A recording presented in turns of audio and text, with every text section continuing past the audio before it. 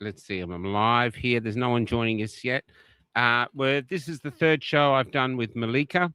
We're going to celebrate the how the Iranians are dancing and the Iranian perspective of the attack on their country from Trump, which a lot of the world is seeing as an act of war. But I don't know, the people are dancing anyway. So and this is why we're going to celebrate the dancing. So I just posted this. So I just want to say this before I play the opening song. If the Iranians are dancing, why aren't we? There has always been war, cruelty, and death. But amidst the carnage, there are moments to dance and celebrate being alive. This is one of these moments. And so this is the opening song we've just made with a thing, if I can get it. Where'd it go? Where'd it go? Had it all organized? Here we go. I'll be back after this song.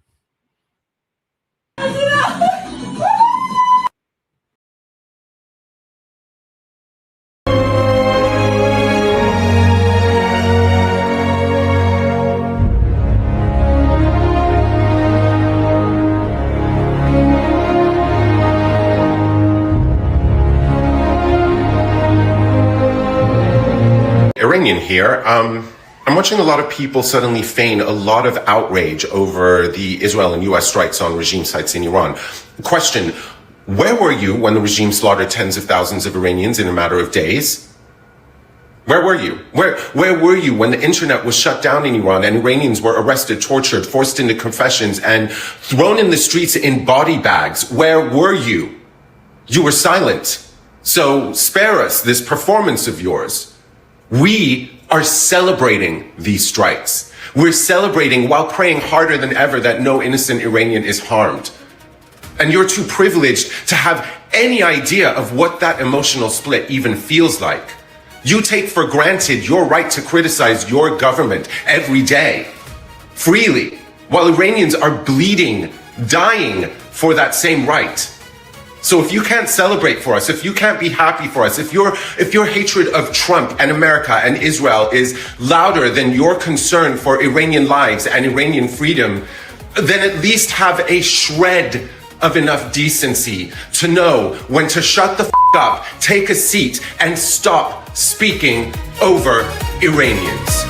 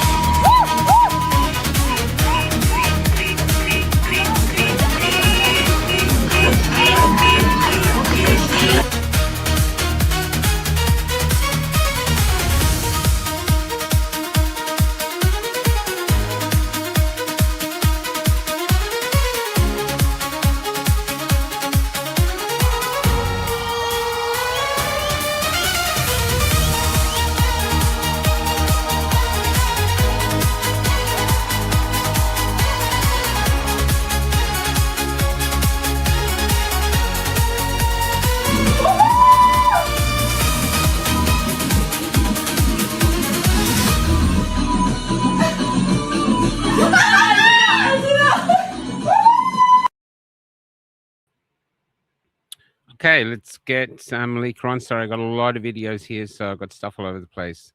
Let me think. And here she is, the beautiful Hi, Malika. Michael. Today must be a day for smiling for you. How are you feeling today? Oh, we are all overjoyed, Michael, and how far we have come since we started this journey together. So I feel like you joined in at the right moment, and now we get to celebrate incredible history-changing event together. So yeah, I'm thrilled, and so is every true Iranian around the world and inside of Iran. So yeah, we are incredibly happy about this news. And what is the feedback? Have you been contacting other Iranians today? And just did you take a day off work? I mean, what happened today?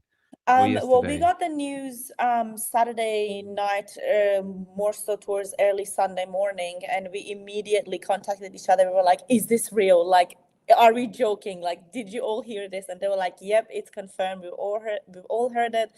So we organized a little celebration together, and we were celebrated in the city. We danced, we cheered, we remembered those who gave their lives up for us so that we can have that moment. It was an incredible feeling to finally be happy after all of these years and out of all of these, sadness that this regime has brought for us. It's been incredible. Sorry about that, my dogs. It's been incredible. They're celebrating. They're Iranian dogs. They're also celebrating. So yeah, it's incredible, this feeling, and I can't even put it into words. There's I think let's talk about one of the most remarkable things happening at the moment. I'll just play a video to show it. I think it's this one.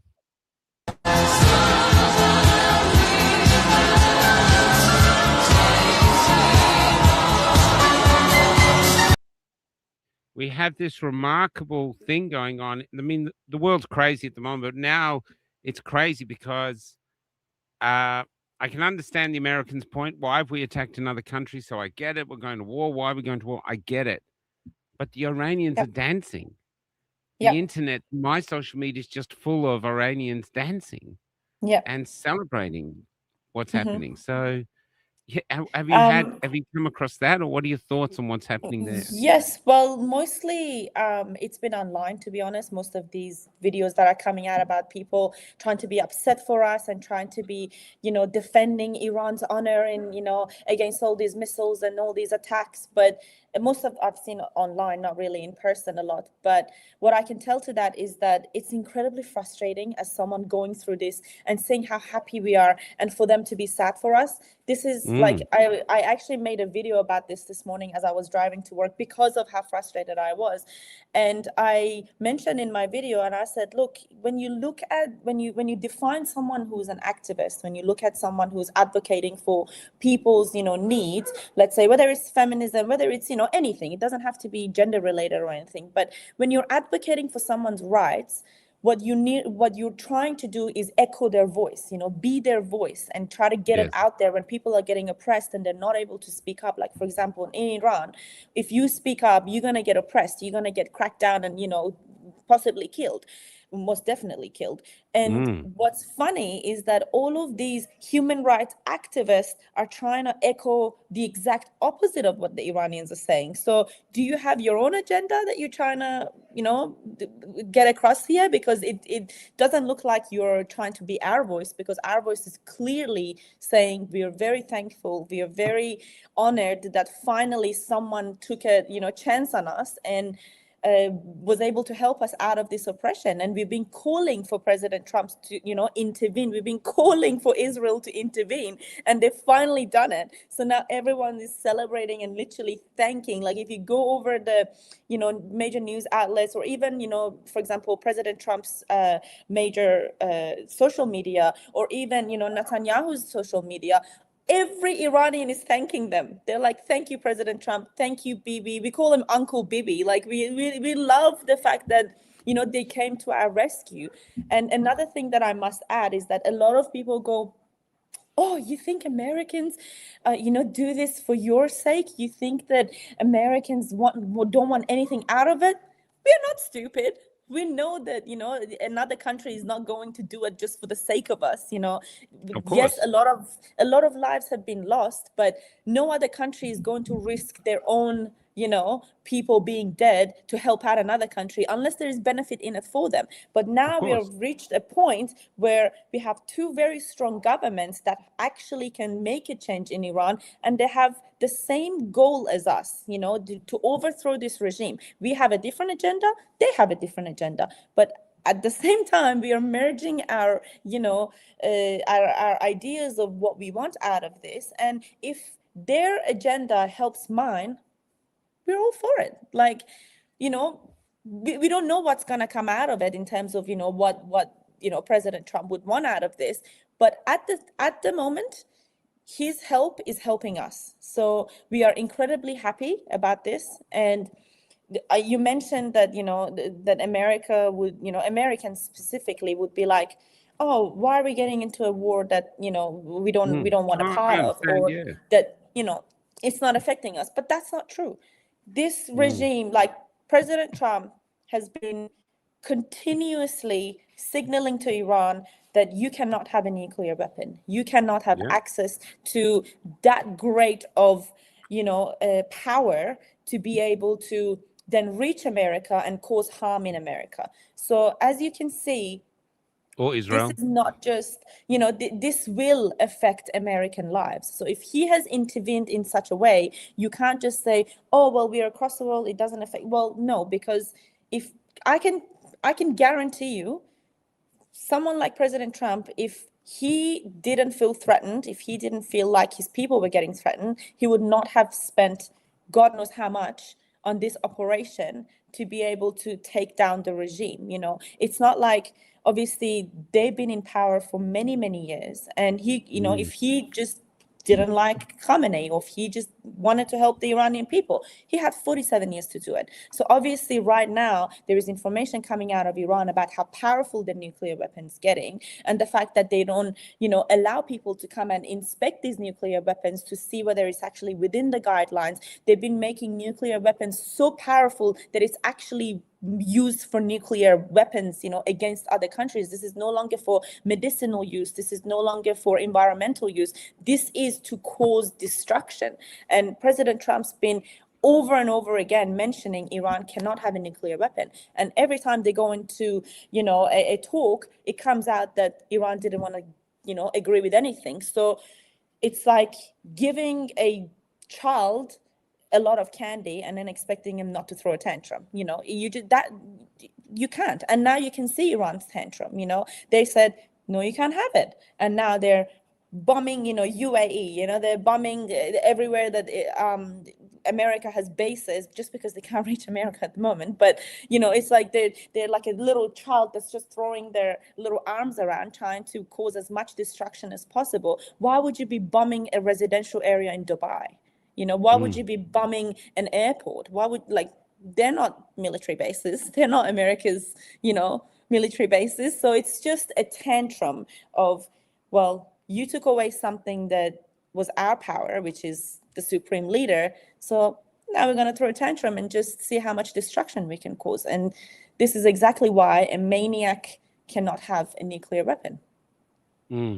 Well, the world is never perfect. There's never one thing that's 100% good, 100% bad. Everything is a double-edged sword. I mean, you guys have oil. There's a train line taking the oil to China. There's all these other machinations behind it, Machiavellian things. I've got to the point now where I realize I'm one of the pawns on the planet, and I'm more interested in the other pawns. I don't have Trump on my phone line. I don't have the Ayatollah on my phone line, call him up and say, hey, why don't you back down? I don't have that power, but I have the power to share the stories of the people. And what I see is a people being more than oppressed, terrorized. I just want to show some images. I want to get to a thing. This is some of the images. This is a woman who's been hung publicly because she was raped. So she was 16 years old when she was hung. So an actual underage. She was continuously raped for 3 years by an IRGC former member. And when she finally spoke up about it, they executed her in public. Yeah. So you got that there, which, and I'll get you the total story of this. So it's not just the women.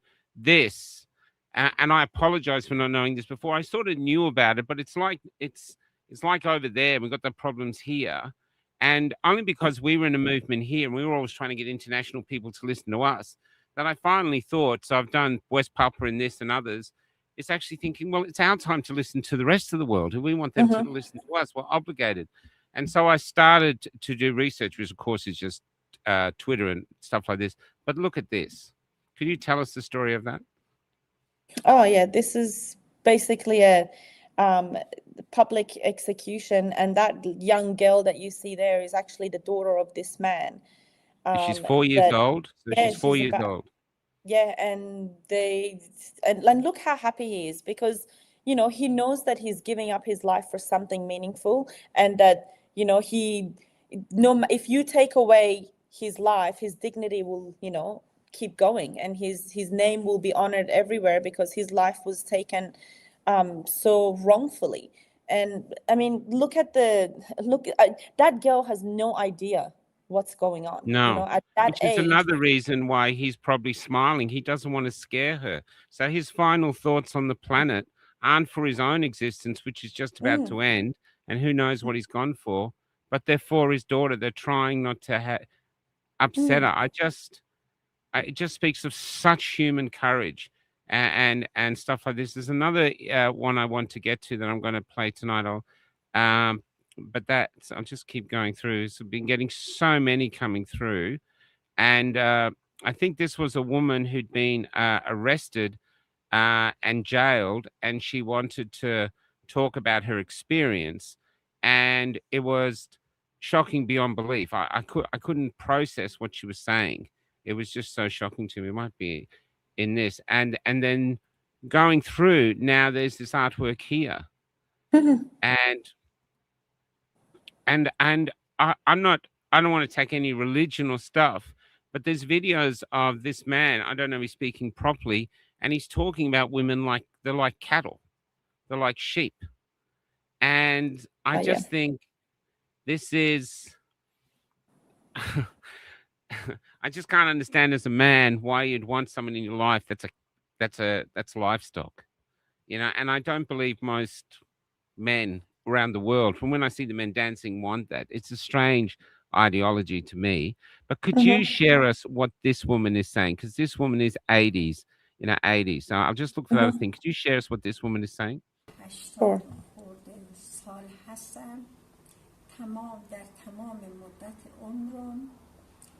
حجاب داشتم. نماز من هرگز ترک نشده. ایمان من به خدای خودم کامل بوده. الان به خاطر جوونا به حجاب اجباری نه میگم. میخوام حجابم بردارم، موامو کوتاه کنم.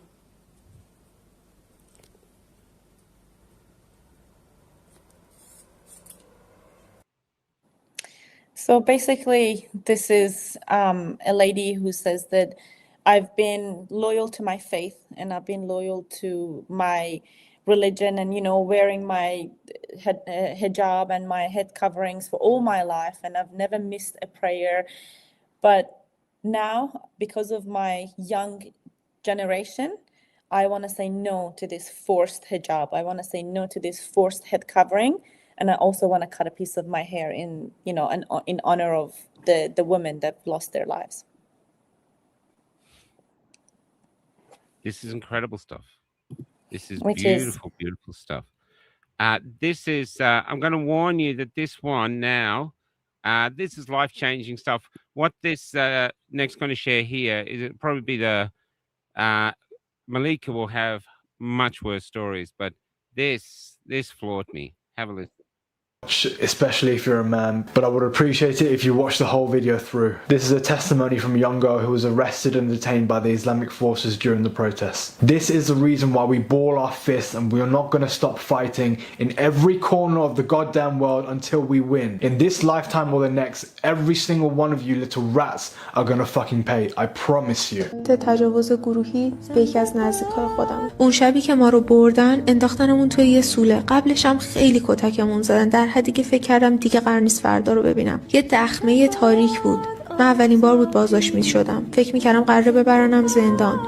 ولی بردنم توی یه دخمه تاریک که بوی خون میداد. باهات شوخی نمی‌کنم. به خدا قسم بوی خون میداد. بچه‌ها رو مثل یه حیوان به دیوار زنجیر کرده بودن. باهات شوخی نمی‌کنم وقتی میگم بچه سنشون از 13-14 سال شروع میشد. تفلک‌ها از سر و روشون خون میچکید. بعد یه مش حرومزاده با صورتای پوشیده اومدن وسط. شلواراشون رو درآوردن و خندیدن. بلند بلند داد میزدن آزادی میخوای؟ بیا اینم آزادی. میگفتن شما اسیر جنگین، مال ما این، هر کاری بخوایم باهاتون میکنیم، حتی جنازتون رو نمیتونه کسی پیدا کنه. اینا با تفنگ وایساده بودن بالای سرمون وقتی اون یکی داشت کارشو انجام میداد. اینا هر هر میخندیدن. اینا واقعا تجاوز میکردن. و ازتون یه خواهشی دارم، اینو به همه بگو ساکت نمونید. ما اینجا داریم تیکه تیکه میشیم. فقط نذارید این دردا بی صدا بمونه. تو رو خدا شمایی که خارج از ایرانید بجنگید. به خاطر ما، به خاطر من. And I'm sure there's going to be someone in the world who go, that's a Mossad agent. Like Yeah, that's nothing right. is ever good enough for people. Like look at No, the stories that's that right. are coming out of the prisons. Are you trying to tell me that Mossad is within prisons raping our women as well? So I Yeah. think we are well past this point of Iranians being labeled as, CIA and Mossad agents just because they're speaking up. And I think the reason why we get a lot of comments like this, maybe from ordinary people, not people that are getting paid to say these things, is that maybe the world isn't ready to hear the truth. There is so much, comfort in just spreading the same old news. When something comes about where it's about a change, where it's about something that doesn't quite sit right within our society these days, everyone is so quick to dismiss it. Everyone will be so quick to just label it as illegitimate, or something that, oh no, like illegitimate, like no, it can't be true. Oh, this is like a agent. Oh, this is a bot. Like, do you know how many times I've been called a bot online for commenting something? It's just, I think people are not ready to hear the truth, and maybe more specifically, they're not ready to hear a truth from an Iranian woman who is speaking about what is really going on back home, because I'm putting my safety at risk. I'm putting the safety of my Yes. family back home at risk for Can talking about Actually, this. can you stop there for a sec? I just want to say first off, with that thing we just watched with that girl, think of how many girls did not survive that room. Oh, a lot. Either died in the room, were killed in the room, or killed afterwards. And you said the last few weeks, on the last two shows, you said the virgins were raped because the regime believes that virgins can't get into prison, so they are raped. And what's that? Yeah, and so that's why this is happening here. But it's not just that. This is just men, evil men, being evil, and Evil as well, ideologists. yeah, but they're still celebrating they're just enjoying being evil, but this is true, and it's coming out. It's like there's been a dam breaking, and all these things are coming out. So now it's full of it. So all of this is verified, and this is what they did, which is just horrendous. But yeah, sorry, I lost my train of thought there because I was so lost by the girl. Oh, yes, that's it. Now, when I was reaching out to people, you were like the third person I reached, because everyone else said, I can't. I've got family in Iran and they might be killed if I say something. So I just want to show how brave you are for doing this. Yeah. And, my family are in imminent risk, back home. I'm in risk right now, here in Australia, just being open about these things, because a lot of people know about this, but they don't want to talk about it. But I think the more we stay in the dark, the more we keep this information to ourselves, we are really helping the regime spread its own propaganda. We are going to help the regime try to control the minds of some people that, because I think I said this last week or the week before as well, you have three groups of people. There is the people that are pro-regime, that will spread all these lies. They will do their best to, get their ideologies, across. Then there's going to be people that are against the regime, like myself, like a lot of my friends, here, and a lot of, if not all of the Iranians that are living outside of Iran. And then there is people in the middle that, they get all these mixed informations come through and they don't know which side to pick. And, it's just going to really be a matter of sitting down and thinking, okay, I've heard this side and I've heard this side, and which really makes more sense. Everything I've told you until now, the videos are coming out, and then, you hear all these, the one line they have is, it's Mossad, it's CIA, it's Mossad. Well, where is the evidence? You can't just label everything as Mossad and CIA just because you don't like Donald Trump and you have a problem with Israel. You just can't just let your hatred for those two countries or those two individuals really cloud your judgment when it comes to truth, when it comes to what is really going on. And the no Jews, no news is real. Look at us, like you reached out to me because you wanted to know what is really going on in Iran after how long? Maybe a month, if not more. Yeah, it was about 5 or 6 weeks almost. It was really, it was after I saw, I'll show you exactly. I showed someone last night. I'll just, it was this poster. This suddenly popped up, and here it is. Where is it? This popped up on my screen, and that's what made me go, I want to know more about that. What is she doing? Who is she? And stuff like this. Since I found out, but that's what I want to do, and I wanted to hear from people. Yep. Not politicians, not this. I wanted to hear from people who had people there, and I just didn't realize how risky it was. But so that's what I did, and I tell people in the show, you decide. Is Malika, you think she's a Mossad agent? She's doing this, and I just accidentally, she's the luckiest Mossad agent ever because a podcaster reached out to her, or is she putting a life on the line for this and the life of her family because it's this important? You decide. We're not going to tell for you. Freedom is meaning using your own thoughts, your own senses, and decide for yourself. And I believe you're absolutely real. And I believe what's happening, the suppression of the people is being lifted. I think the people are dancing because the evil powers are under attack and could be destroyed, and especially the Ayatollah himself. It's, like we said at the beginning, it's one of the biggest, milestones we've passed in all of these years. Yes, we've had generals being, eliminated before within similar events. We've had, other, members of the IRGC, getting, eliminated. But to reach this level where Khamenei and his entire family, including his son, including his daughter-in-law, including, his probably son-in-law, like all of the members are getting, eliminated. And this is probably one of the biggest missions that has ever happened around the world, in 2026 and in this kind of era. So for us, it's a very, very big milestone that we've passed. But every Iranian knows that this is not the end. This is just what we call a beginning to an end, and this is just the beginning of the road, and we have so much to go for. And for them, they can just replace the Ayatollah with somebody else, which there's already talks of happening. What really needs to happen is this entire IRGC network that needs to get demolished. When you think of IRGC, they're just more than just a military in Iran. They control everything. They control the entire or the terrorist organization. Khamenei is the leader, but then when you think about it, it's like, imagine Khamenei on the ground, and then imagine the roots of him just spreading across the entire city, and that's what the IRGC, and then it goes to Basij and all these other little arms they have. So for us, yes, we've eliminated this, trunk of the tree, but then now there is the roots that we need to get rid of. Otherwise, another tree is going to grow out of it.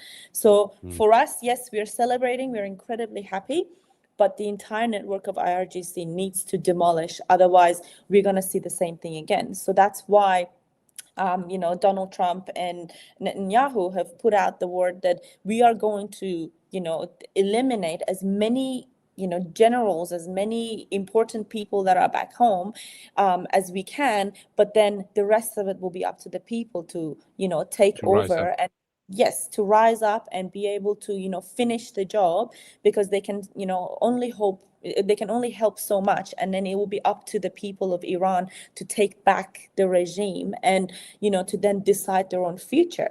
And, we really need to make the grounds ready for the return of Crown Prince Reza Pahlavi, and then for him to be able to lead us to this, secular democratic, world.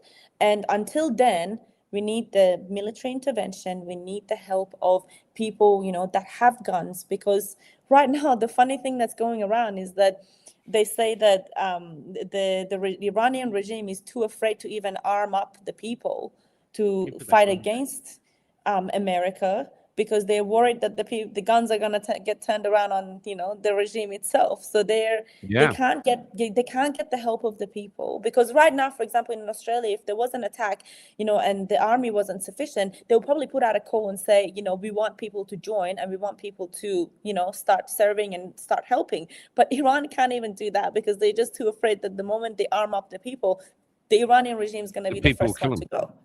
So oh, sorry, go ahead. No, that's fine, go.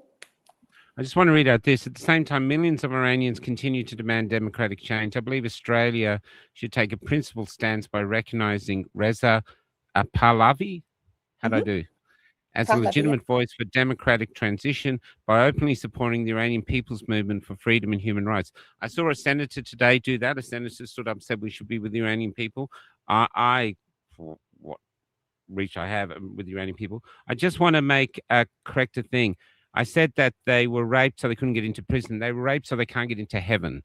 So I apologize for that. So these young women who were arrested at protests or everything that were raped because they don't want they're virgins, they go to heaven, so they're raped. Well, that's their excuse. I think they just raped them. They don't need an excuse, let's be honest. And the other thing you said to me on the phone when I called you up to see whether you would come on again, you said, you watch, Michael, they'll start bombing schools. The regime will start bombing schools and blame America. And what happened about 20 minutes after that call? Literally, I sent you the video and I said, look, 40, 80 school kids have been eliminated. And I was actually watching another video today of this girl who's Iranian girl. I believe she's in America, but she just put it so beautifully. As I was about to capture the video, I think I accidentally clicked on something and it disappeared, but I'm just trying to go off of my memory. But they said that, when you look at the 12-day war that happened in Iran between Iran and Israel, when you look at the buildings that they attacked, it was done with such precision that, you looked at the apartment from the outside, and then it would have been like the 5th floor on the left. And that's where they had attacked. So, and it was only just that building that had been demolished, that level that had been attacked. Or you look at another place, it was so precise. I remember there was only one corner of a building that was attacked. So when Israel attacks or when America attacks, they attack for a purpose. They don't attack like these radical Islamists that their purpose is destruction of the entire place. They attack to eliminate certain people and certain people with certain ideologies. So it's very hard to believe that on the first day of the attack that they attack a school. It's very hard to believe that they would just so randomly start attacking a school. So well, they wouldn't do it because they know they'd lose the propaganda war from day one. And the fact that they are governments that their leaders can be voted in and out, they're not dictatorships. So if they go and recklessly start killing, this is what the girl was saying, which really made so much sense, that they're not dictatorship, governments. So they can't just go and radically kill this, kill that, do this, do that. And then at the end of it go, they can't really, take me off my power anyway, so I can just do whatever I want. So right now there's talks that, Donald Trump needs to be coming and answering about why all these attacks happen. And obviously he's going to get criticized heavily on this. And so will Netanyahu. So when you think about this, it's very unrealistic that they would just randomly attack a school. But then again, on the other hand, we've seen multiple times, before they even began the war, the Iranian pilot crashed and died. Like they were trying to probably do some practice, trying to, combat this war. And before the war even began, we started seeing people die in the military as a result of malfunction and as a result of, not being able to operate their devices properly. So, and we saw that in the 12-day war as well, where a lot of missiles malfunctioned. You would see a takeoff and then it goes like randomly and then it will come down. So where do you think these are going? It will go on, properties, it will go on schools, it will go on hospitals. So it's just when you put, like I said, that middle, pile of people that are trying to go, okay, where do I go? What do I listen to? Just look at the news that are coming out with an open eyes, without any agenda towards, a hatred for Israel or a hatred for USA, and really look at what's going on. And as another person was saying, which really makes sense, it's like the Islamic Republic is taking, a page out of Hamas and Hezbollah's book, and the book that they wrote themselves. And what does Hamas do? The moment something happens, they start shooting their own people down, trying to buy empathy from the rest of the world and say, oh, look, Israel, attacked us and they killed all these Palestinians, where in fact it's them doing it. It's them that's building their bases under a school. So it's interesting. And now we've got an internet cutout. It's been cut for like 40 hours now. So no one knows what's going on back home again. And mark my word, Michael, next time the internet gets connected, just see how many schools and hospitals and, residential areas are going to be damaged. Yeah. Knowing that they've damaged it themselves to pretend that this was a result, and just to buy empathy and get the lefties and get the pro-Palestinians on their side. And another thing I wanted to add is that how ironic is it that we've heard that Hezbollah has now been attacking Israel in defense of Iran? Okay. Did you hear that? No, I haven't heard that. Hezbollah has started attacking Israel in defense of Iran. And as Hezbollah, the terrorist organization that's within Lebanon, has now started defending the IRGC and the, Iranian regime. So when I came on first and I told you Iranian regime is funding Hezbollah, it's funding ISIS, it's funding Hamas, look at it now. Hezbollah's gone up and said, we're going to start a fight with Israel. How dare you attack our sugar daddy? How dare you attack, someone who's been paying our wages? So, yeah. I just want to play some. The other thing you said before I go to the positive stuff, you talked about the prisoners, and this is the video you talked about. این کسخلا زندانی‌ها رو از اوین کشیدن بیرون. زن و بچه هم بینشونه. از تظاهرات امسالن. بردنشون تو پایگاه که سپر بشن جلو آمریکایا. این حرومزاده ها آدما رو سپر انسانی کردن. مرگ بر دیکتاتور. Can you tell us what they're saying? Yeah, he said these bastards are now taking prisoners out of prison and taking them into military bases because, and use them as human shields against the American, bombing.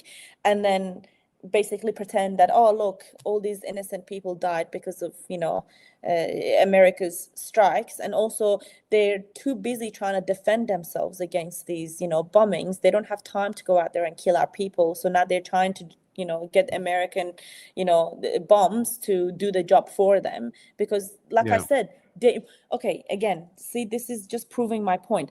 Why would they need to take them to military bases? Because they know that it's going to be a targeted event. Yeah, that's right. More than 2,000 bombs were dropped by Israel during this attack. And I can guarantee you all, if not 95% of them, were hitting the head government generals. They were hitting targeted events, targeted attacks. So now they're moving political prisoners. They're moving, other prisoners that are basically probably going to be useful for the future of Iran. Now they're trying to eliminate them by transferring them into military bases so that if, a bombing was to happen in those bases, that they'll be used as human shields. Yeah. Does it not sound like Hamas to you? There's the thing here I just want to share here too. I wanted to share this last week, and this is what I'm really interested in, the people that speaks to the courage and the character of the people. This is a fireman. I don't know if you've seen this. From Iran, this is the story behind it. Hamid Mahdavi was a firefighter in Iran. He was shot by regime forces as he carried injured protesters to safety. He stood by his people till the very end. On social media, Hamid would document his life. He danced, he laughed, but above all else, he was a dedicated firefighter who devoted his life to saving others. When the streets erupted in protest, Hamid's duty never wavered. As gunfire rained indiscriminately on the brave protesters, he carried the wounded on his back, pulling them away from the forces of oppression. Hamid is just one of thousands who have sacrificed their lives for dignity and freedom. Don't let his memory fade. Carry his story forward, just like he carried his people to safety. So that's Yes, one. please. I'm sorry. That tears me up. That's one. But I talked about this girl last time, this girl here, but I found the video now. So this girl, you Oh, look yeah. at this, what is this? But look at this image, you know, and this is what I'm thinking. There is the defiance of the Iranian women who have stood up and given their lives for the cause without literally any help from the feminist movement in the world, who seems to be more interested in defending the regime. But this is what she did. So this woman, I don't know her name. I don't know if you do. She took off her clothes and was a protest in her underwear, walking through the streets. Now, no one really attacks her, which I think is the people on her side quietly. But imagine the courage, because if she got arrested, which maybe she did, brutalized, tortured, raped, and maybe killed, but she wanted freedom so much she was willing to risk it, and this is what she did.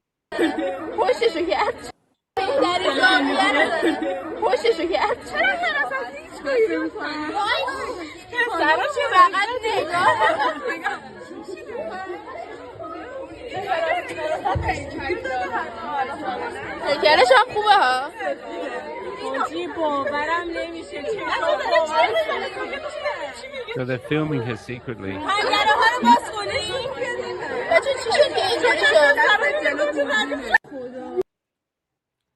Michael, remember you told me you showed this photo last time, and I said it's I actually a had the photo, video. but didn't have the video. Yeah, so I found the Remember? video. And I told you, Yeah. not a single guy looked at her, except that one guy. I was just like, oh, what is this? Like, you would think that, oh, in a world so oppressed, that guys would be like, oh my God, look at, a body, a bare skin. Did you even see anyone looking at her? The No. guy was just with his backpack walking like, okay, so what? And this is what I told you last time. It's, by this move, she's just trying to show that this ideology is only in their heads, that they're trying. And another thing that my mom always says is that every time they try to protect you against these things with their ideologies, because their minds are so filthy and dirty that they think that everybody else will think like them. If they say, oh, women should cover up their, skin because it, what do you call it? It brings out something in men that would want to rape them. It's because their men are like that, not our men. It's because they think like that, not because our people think like that. And it's just because they're so, caught up with their ideologies, they think that everybody else is like them, but it's not true. No, there's a video I did see of the morality police on a train, and it was a woman who was trying to intimidate some young girl or girls who had their hair out. I don't know if you've seen that one. And Yep.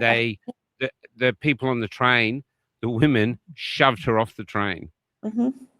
So that, to me, the rising is happening, because that Yep. girl is not scared of being killed anymore, and others will replace her.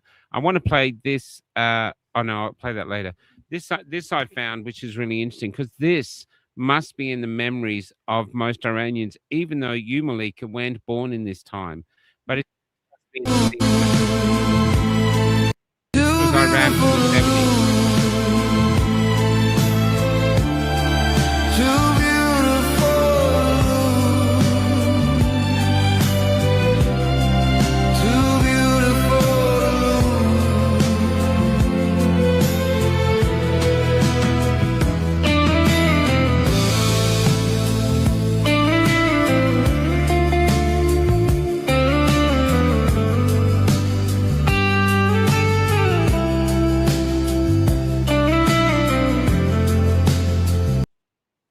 this is in the memory. I mean, they got the other thing, this must be in the memory of people knowing. Your parents would have remembered that time. My parents would have been around maybe their early 20s, maybe if not late, teenage years when all of this and your was happening. grandparents would And have remembered it.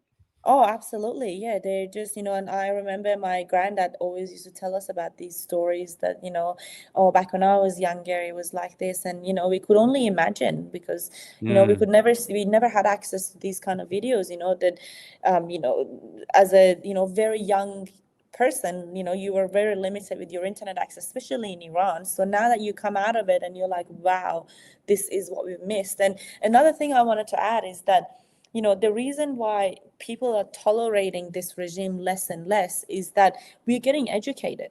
I'm not talking about university education. I'm talking about education on our history, of who we were and, what we've accomplished in the world and, how great our culture is and how great our people are. And the more we get educated about this stuff, the more we want it back. Right now, Yes.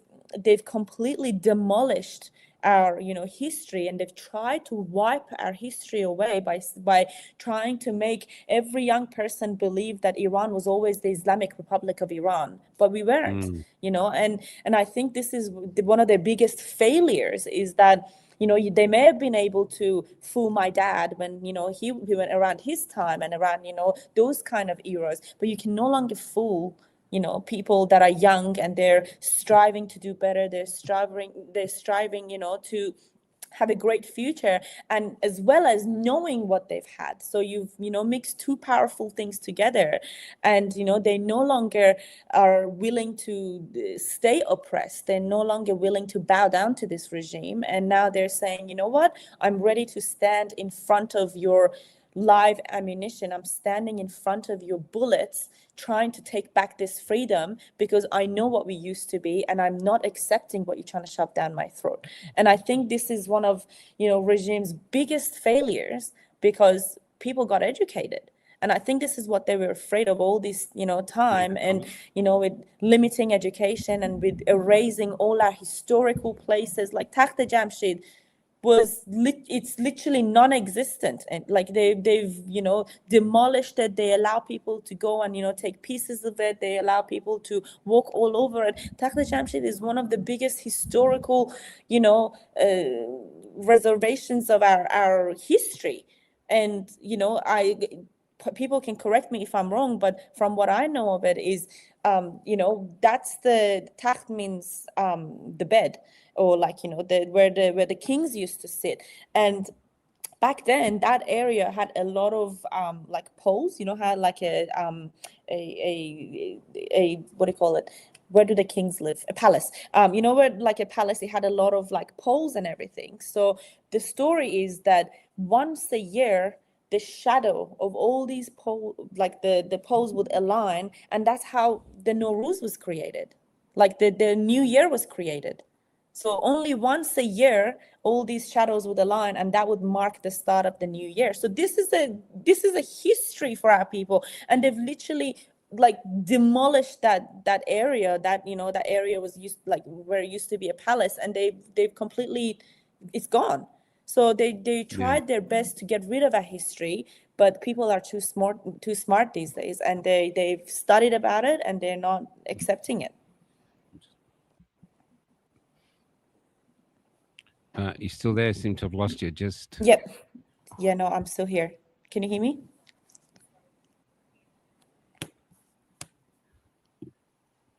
just waiting to see if Malika just see it gets out.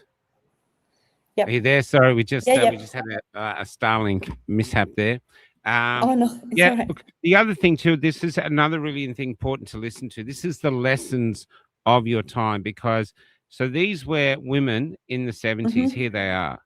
Now, I don't believe that these women had any idea that what was coming for them, that the state that was allowing them to be educated, that was supporting them in this liberated country, would suddenly turn the opposite and kill them if they dressed like that, rape and kill them if they dressed like that.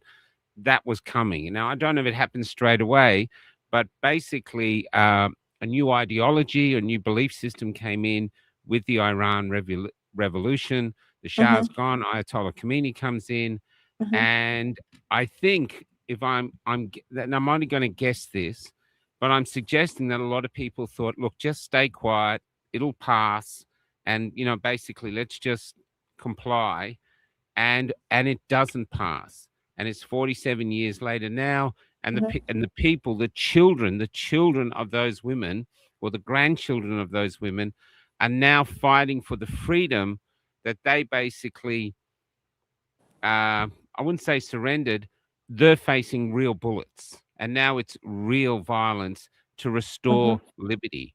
And what I'm saying now in Australia, you think it can't happen in Australia? This could be Australia.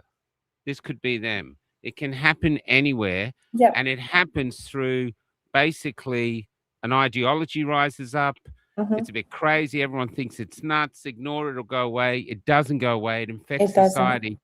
And then suddenly, before you know it, free speech is going, freedom of choice is going, all these freedoms are going. And then suddenly, like the USSR, like Iran, Argentina, Chile, all of those, suddenly you're under oppression.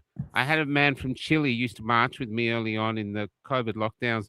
He was, he'd had been shot, and he was there to say, he was nothing about the vaccines or anything like that. He was saying, this is how tyranny rises. It happened in my country, and I've got a bullet wound that I couldn't get done at a hospital. He had to be saved by a secret doctor. This was happening in Iran, wasn't it? You said, Yeah. I saw today people with bullet wounds were getting attended to at home by secret doctors, or dying at home because they couldn't risk going to doctors because they're killing people in the hospitals.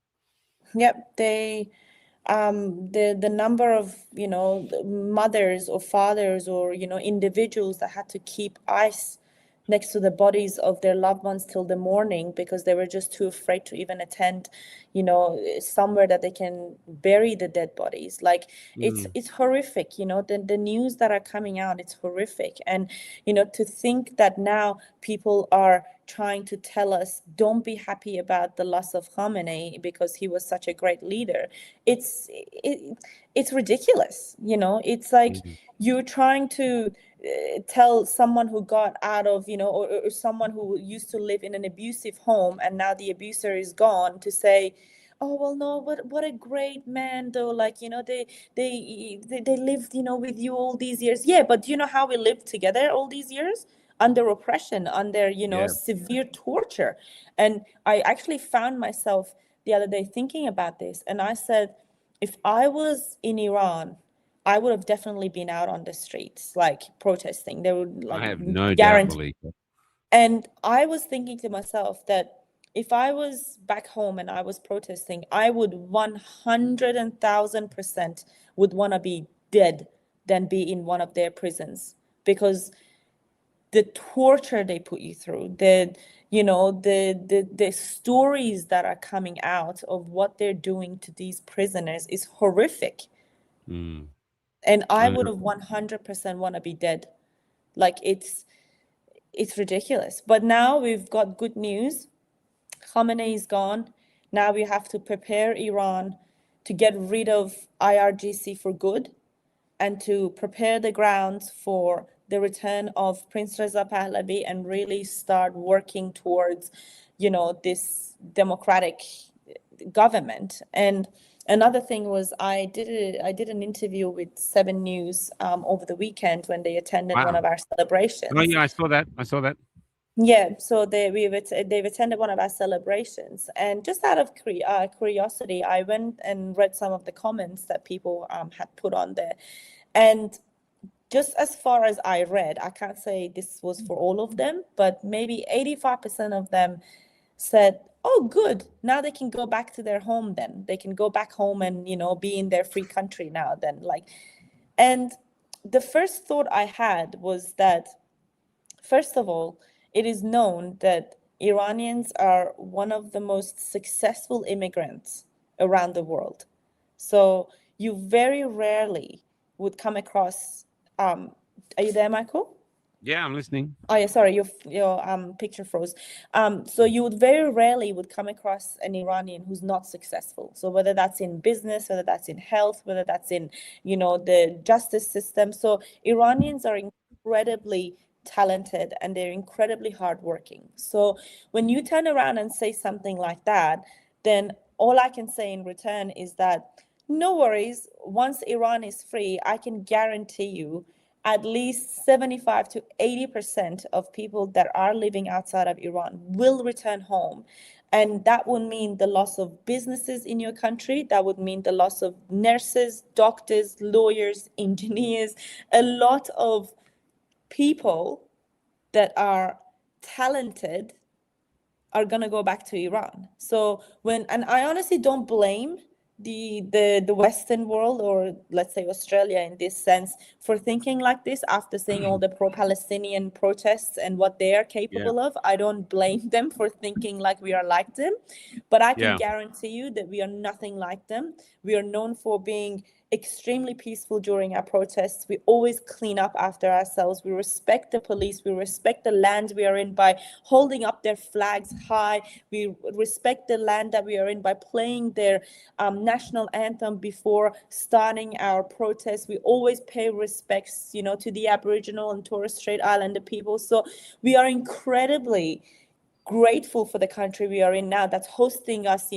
for some temporarily. Some of us have been born here, so they've, got their lives here. But for those of them that are almost living in temporary housing, being Australia, we are incredibly grateful and respectful towards your country. And I can guarantee you, when Iran is free, we will return home and we will have our talents, served to our people back home.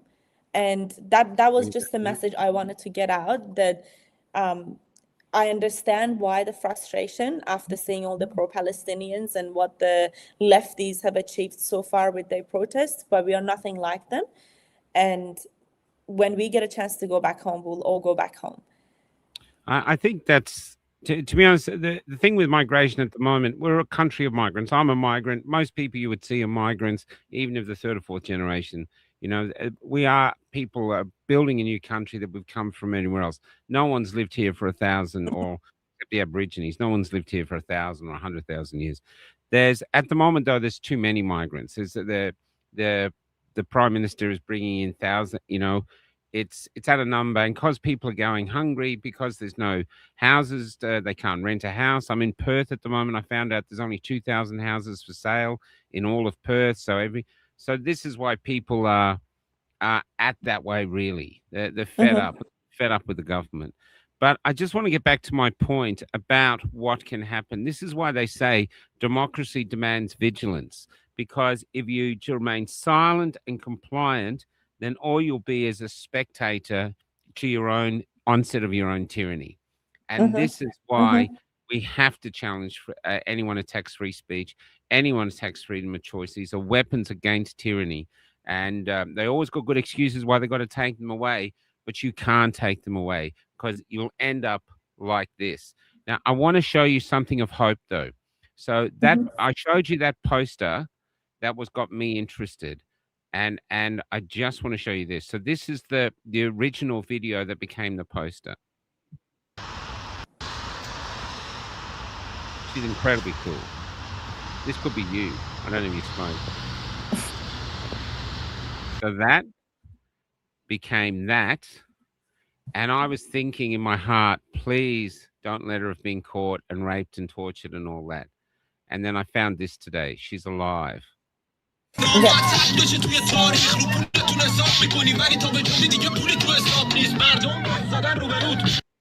They're saying that's her, so I'm hoping it is.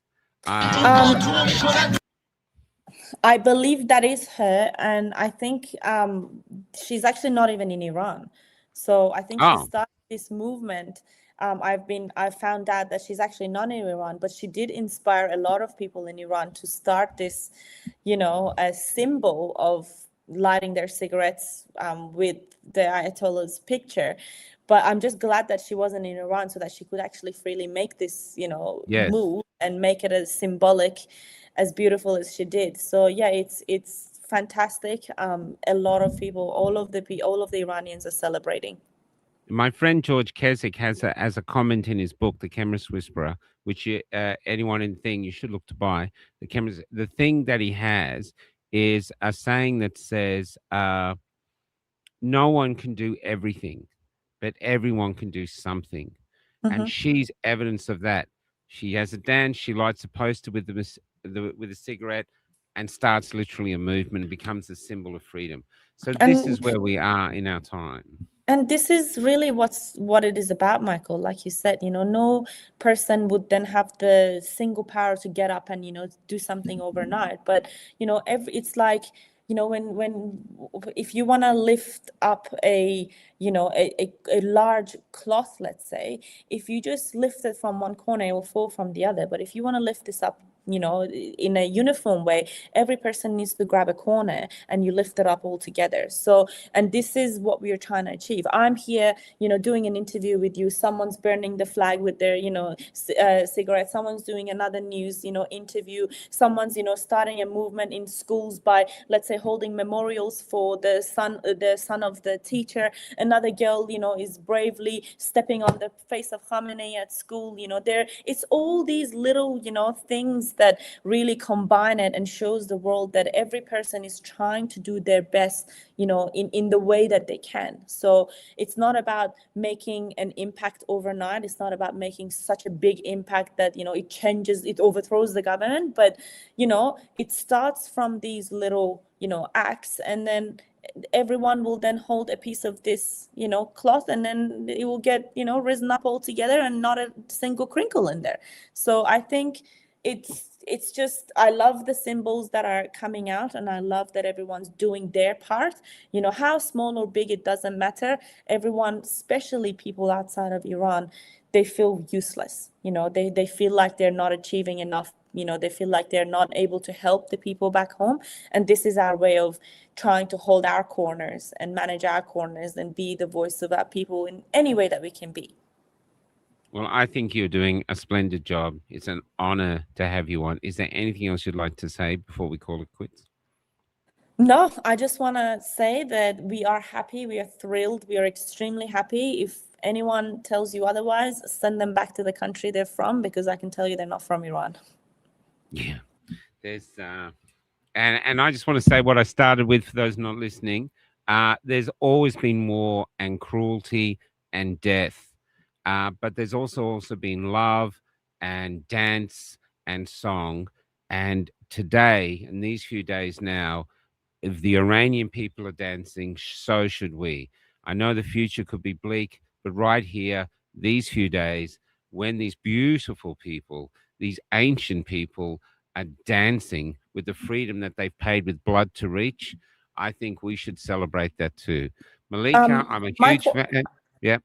Sorry, just before I cut you off, if you're doing a closing song, I'm happy to send you a song to play, which gets played around a lot. And it's a famous song. And it basically says that, I lost you here. And it basically says, it's a famous singer. And he says that we will dance on your graves until there is no more of you left. So I think it's a very powerful song. And I will just send you the link now. So if you want to send me the link and I'll grab it. While we're doing it, I just want to play the opening because there's much more people watching now. I just put this together. We did some AI Iranian music, so I didn't want to get done. But so forgive me for using AI. But just listen to the man who starts this. He's a beautiful man. I think he's in America. Listen to what he says. Look at the pictures of the women they've lost, and a society that rapes and slaughters its own women, young women. And I know they do the men as well, but the young women are the mothers of the future. That society is not a society that can continue. So we'll play this as we're getting the last song.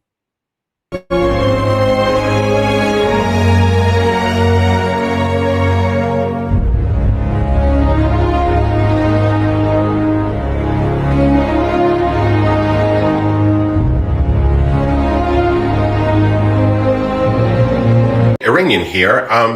I'm watching a lot of people suddenly feign a lot of outrage over the Israel and US strikes on regime sites in Iran. Question, where were you when the regime slaughtered tens of thousands of Iranians in a matter of days?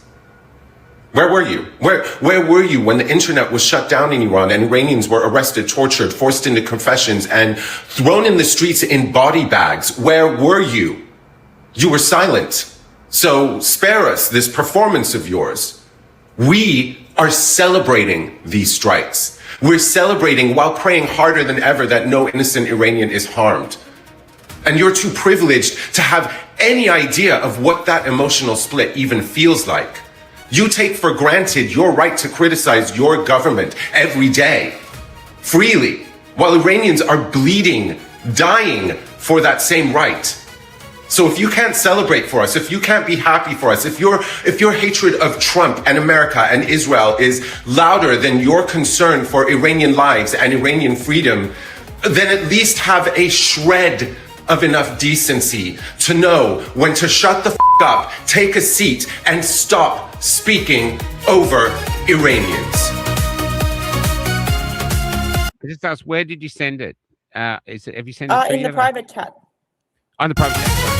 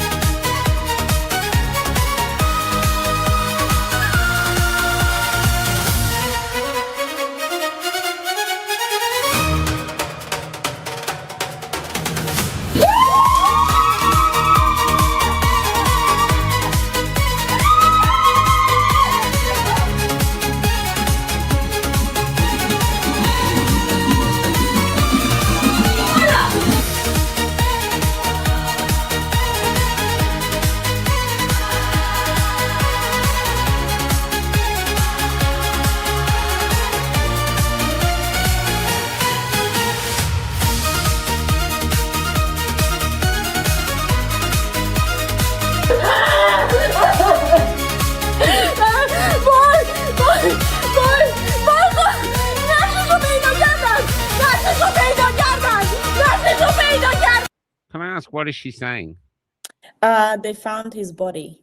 She's referring to the Ayatollah's picture that was leaked, that apparently they found. It's not confirmed, like whether it's actually a real image or not, but there was a picture getting leaked around of the Ayatollah's body under the like the bombings, and then she's happy about seeing it. She's saying they found his. So she's rejoicing. But she's referring it to, like, saying Nash Shopedakara is like, when you say Nash, it's like I don't know, like a dead animal's body kind of thing. Like she's saying it in that sense, that it's not like a respectful way of, oh, we found the body. Like it's like we found the dead, filthy animal's body kind of thing. Yeah. I get it. So she's just happy. Yeah, I get it. Okay, and I've got that other song, but I'll finish this one first. Yeah.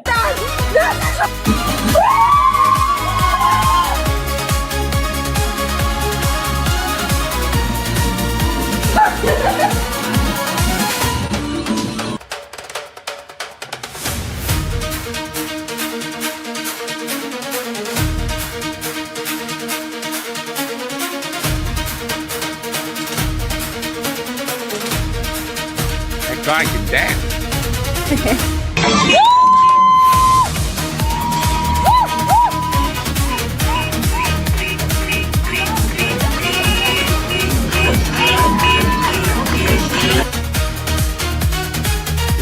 Trump dance? Yeah.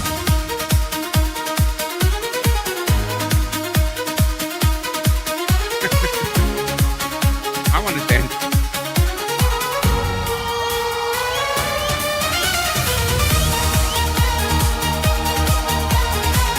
Country is celebrating.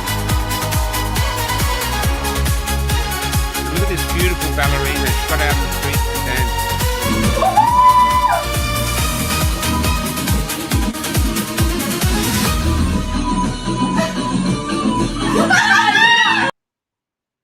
And incredible. Michael, I just want to add one thing. Sure. What a lot of people don't know about Iranians is that we are actually one of the happiest people on the planet. Like, we're always looking for an excuse to dance. We're always looking for an excuse to, be happy. So to have a regime to oppress you, to not let you dance, to not let you sing, to not let you, Let people know that you're not allowed to dance in the streets. You're not allowed to no, kiss in the streets, so no public no, affection. If you were you're not wearing even a allowed to hijab, hold hands. you're not allowed to hold hands. If you were wearing the hijab and some of your hair was out, you could be arrested or beaten. You Yep. know, So it's so hard to see, and honestly, fact check this with Iranians when you meet them. The first thing we look at when we go to buy a property or where we go to rent a property, it has to have a massive living room and it has to have a massive backyard or like an entertainment area, because no Iranian would be willingly living in a confined space, because we always have people coming and going. We always hold celebrations at home. So like right now I have 2 living rooms, like, for the love of God. Like, we are so happy. We are such a happy, people that, you would be taking a trip from like Tehran to Shomal, which is the north of Iran, where the ocean is, if people want to go like on holidays and celebrate. You would see, as you're driving, people have pulled over to dance, like in the middle of the highway. People have pulled over. The girls are like, turning their scarves around, like they're literally like in a tunnel. For God's sake, like, if you get stuck in a tunnel, or like if you get stuck in traffic in Iran, people would start making noises, songs with their, like, the beeps of their cars. Like, they would have their windows down with the music out. Like, we are the happiest people on earth, and to have us oppressed like this felt disgusting. So now that, this regime is getting overthrown, you're gonna have to start complaining about your Iranian neighbors and, playing a song at 3 a.m. in the morning and dancing with it. So this I have we are to we are say, we are this is the crazy. same for Australia. We love taking the piss. Yeah, we love laughing. We love Mhm. making fun of everyone and everything. We're not even being disrespectful. It's just our way of showing love was to take the piss. And we are losing that because everyone's too Yep. frightened. You'll offend someone, so everyone stays silent. We are losing the same. So we didn't dance that way. We were more like just like this dances. But we were loving the piss. We did love living life. We didn't need all these rules. We'd Yep. speed. We were free. We were free, and we're losing that now. And you see the stress in the people. So what they've done in Iran is remove the oppressive cloud, and the people are dancing. So I think if it in Australia, if we got rid of this fear to speak, people with the country would be laughing for days because everyone would finally get out and start cracking jokes and start this. No, it We feels like like being alive. it feels like a scene from, the movie Frozen. Have you seen the cartoon Frozen, where, like, it feels like the whole city is frozen, but then, a spurt of a flower will come out, and then the spring will take over. And this is exactly what's happening in Iran. Like, the whole city's, the disgusting ideologies are melting away, and, people, are finally able to really grow out of that, depression that they've put us in. And it's like a culture and people that are always looking for an excuse to be happy. We're living under a regime that always looked for an excuse for us to be sad, for us to cry. Yeah. With whether it's religion, whether it's whatever they find.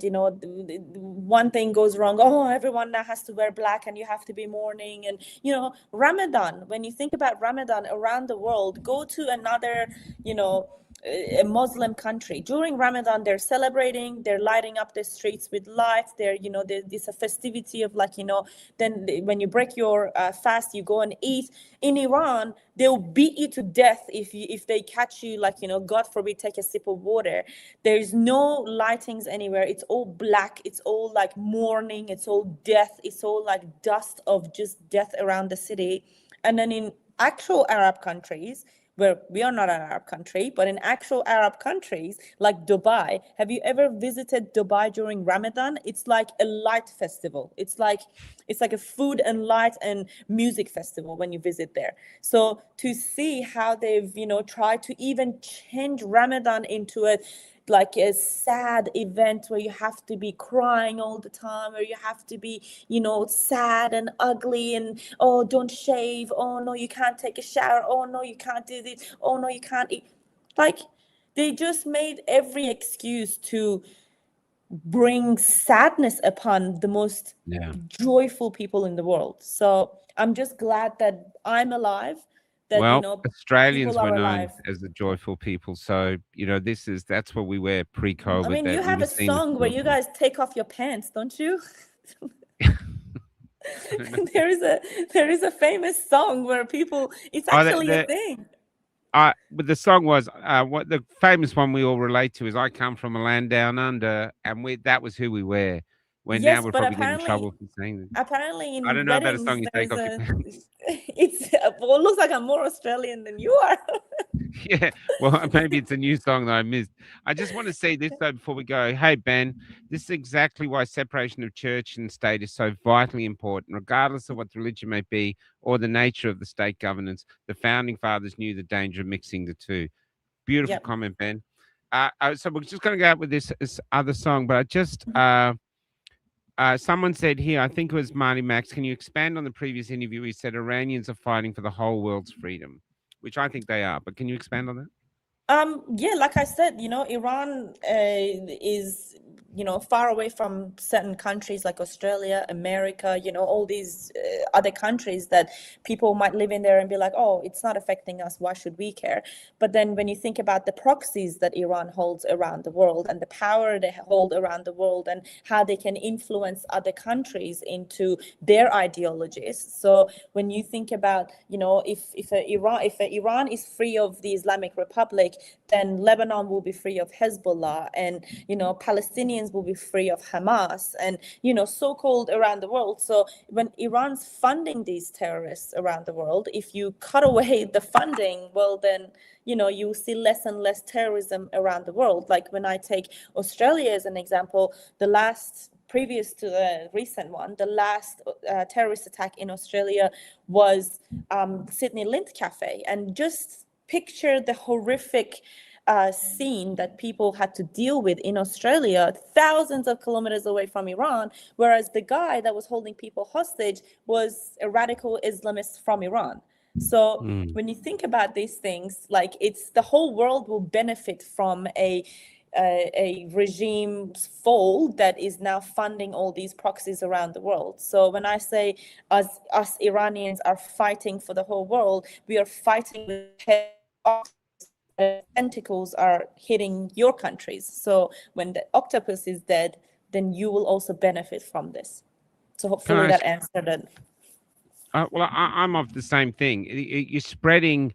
The more we share the dancing and how people are loving dancing, it recalibrates what the world thinks of Iran, because the world thinks of Iran as just the regime, where it's actually a regime is like a dark umbrella over people who want to celebrate and enjoy life. And there's another regime that's doing the same to its women, and that's Afghanistan. Do you think these women under these robes don't want to dance and don't want to show their faces? Do you think they're happy with that? Oh, Because you're a absolutely. close neighbor. What do you think? Oh, absolutely. For like all my life, all I've known is these poor women being tortured and, being belittled by Taliban, by, then again, who's funded by the Islamic, Republic. So it's gonna be such a free movement for all women that are living under these governments, whether it's in Lebanon, whether it's in Pakistan, whether it's in Iran, it's parts of India, like in Africa, like it's all around the world. These radical Islamists, all they do is that, specifically in Iran, they use our oil money to fund their proxies, and I talk about all these major terrorist organizations, but it's also funding people to go and spread these ideologies around the world, you know. And I just saw a comment where they talked about the UK and places like Germany and, like, you know, Europe. Like, when you think about these places now, look at how their cities have changed. Look at the view of, you know, how people are now looking at Europe and, you know, all those countries. Because The when you UK. don't, yeah, when you don't control this cancer, it's gonna spread, and, you know, it's gonna take over your entire body. But when you catch this cancer, you know, in time, then maybe you may be able to remove a piece and then be able to live, you know, for the rest of your life. But if you just look away and say, oh, it's just a dot, you know, why do people remove melanomas? Why do people, you know, why do people go and remove a tiny bit on their skin? Because they know if they leave it, they will potentially die from it. And this is what's going on around the world, that if they don't act now, and I mean, I wanted to say as well, just in Sydney, wasn't protesting banned just recently, Yes. and then they had to uplift the ban. So now you're seeing your own democratic rights being taken away from you as a Yes. result of these people. So Yes. yes, the ban was lifted, but then the law came in, and what's stopping Australia from putting this ban in permanently? You know, This is the dangerous road we're on. They've banned it in South Australia. This is the dangerous road we're on. And you guys are one of the actual destinations we can reach. Now, we saw the videos of how beautiful you guys were in 1972. You were modern and all free. And basically, I think you were one of the fastest growing economies in the world. Oh, absolutely. Now, Helene Lomolda, my father was a Polish refugee. I love the Polish. We worked a lot with the Polish, the Solidarity movement. A child. When they were released from Russian prison camps, they eventually spent time in a refugee tent camp on the banks of a sea near or in Tehran. The Iranian people were so welcoming to them, and many people, Polish people, named their children Darius after the Iranian legend to recognize the help they received. So you are an oppressed people now, but when you weren't oppressed, you helped another oppressed people. And so this is why podcasters around the world should actually try to show what's actually happening in this country and let the people speak for themselves, not the propaganda arm of various governments. Yeah. And now this last song to go out with, here we are. Maddie, who you asked that question, would like to thank you for speaking up. And Ben's back, Dance into the Storm. And that's what I think is happening now. So what's this song? High Cast. I've got it ready to go. It's going to take us out. Tell us what it's about. It's Hitchcast, and he's he's almost known as the god of like a rapper. He's a rapper in Iran, and he's known as the god of the Iranian rapper. So he came out with this song when I actually don't know when this song came out, but it's quite recent. It came out 1 year ago, and he sang it to basically the lyrics. The title of the song is Ruye Janazat Mirakhsam, which means I will dance on your grave. And basically it's played all across the entire world, and people are dancing with this music. So this is a big famous one in Iran, what they're dancing to. Yes, so this is a massive music going around, and people are thoroughly enjoying it, that they're dancing, that they will be dancing on the graves of all these Iranian regime individuals that took the lives of our people. So now we're going to dance on your grave and be happy. Fantastic show. Thank you so much for your interview. Thank you, Michael. Want to come on again, if there's updates, please feel free to reach out to me. Thank you so much, and thank you to all the listeners. I can't believe I got lucky enough to interview before it, and now it was a before and after. You got the biggest before and after. Yeah, I feel like I won the tyranny lottery. Anyway, thank you. I'm a huge fan of you. I love your courage. I know how courageous you must be. You also finally said your cousin has been arrested. Is they still arrested, or have they released them? No, still arrested. We haven't heard from her for many, many days now. It's a good woman? Woman, yep. Well, let's pray for her. What's her name? I won't say it just because I don't want to I'm just confidentiality, but yeah, she's been arrested. Her house was raided at 3 a.m. in the morning, and they've taken her. We haven't heard from her for many days, so we can all just hope that all our prisoners and political prisoners will be freed very soon. God bless you, Malika. Good night. This is Thank the you. song. Can you tell us what it's called again? روی جنازت میرقصم هیچ کس. Done. And Goodbye. Oops, sorry. That's What's right. it called? Hiç kes Nobody? means nobody. Yeah, his name is Nobody. Hiç kes. But he's a lot of he's a lot. He's not nobody. So he I can speaks tell you for that. everybody, but he's called Nobody. I love it. Yes, Okay. basically. I love the arts. Here we go. Take care. Good night. Good night, everybody. Before we start, George Kasich is on tomorrow to talk about his book and just to talk about the current state of affairs. So the George is on. We get to meet him.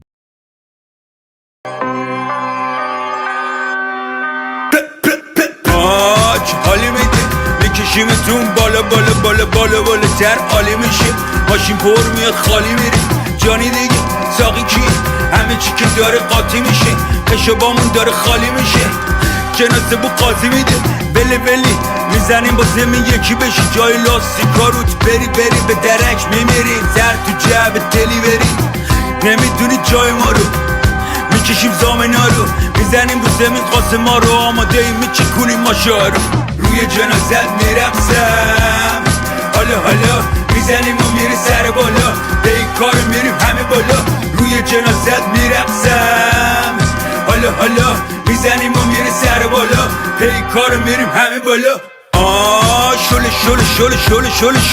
شله آقازاده شده خودت کتله تو کجه مجه زمین های شهر پر سوسه داره آتیش میگیره حوزه موزه انگا همه کنکوری رشته تنها به ملت تو رو دوره کنه مال مای شب لگت میزنیم باشه درا زیرت میزنیم که بری هوا چشات سیاه میرن چشم پوشی کن لباس عزا میبینی دیر نیست ببینی میریم و تیغ میغ میگیریم میکنیم تیز میز میشینیم میکنیم ریز میمیریم روی جنازت میرقصم حالا میزنیم و میری سر بالا به این کار میریم همه بالا روی جنازت میرقصم حالا میزنیم و میری سر بالا به این کار میریم همه بالا چقدر سر حالم از من تک شما همه با هم کتله تا چقدر تر تازن جمع ما جمع همه پاین صف میکنیم تنوارم رفیقاتم همه پک و پارن فواره کر رگ پارد برو خونیمونه نشه پاچم میکنیم شب و صفا